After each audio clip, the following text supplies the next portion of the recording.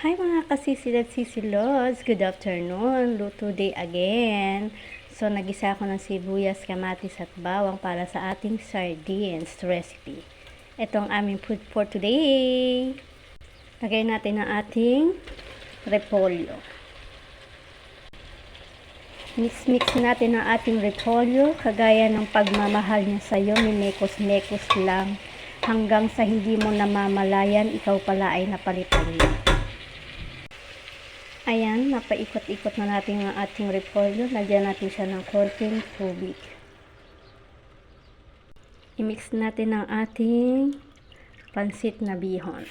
Ayan, meron akong 1/4 lang na pansit na bihon. So, mimix ko rin siya para mas masarap. So, ayan, natimplahan ko na rin siya. May pahalong pagmamahal para hindi maumay. Ilagay natin ang ating sardinas.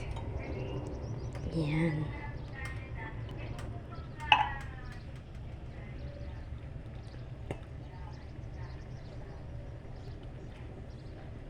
Ito ang ating food today.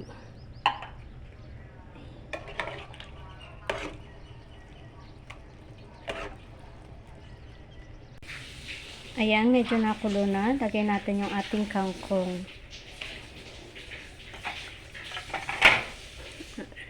Para hindi masyadong madurog yung ating sardines. Ayan. Ito na po ang aming food today, mga kasisilab-sisilot. Sardines with repolyo na merong pansit bihon at kangkong. Thanks for watching, mga kasisilab-sisilot. Try nyo rin to, napakasarap sobra.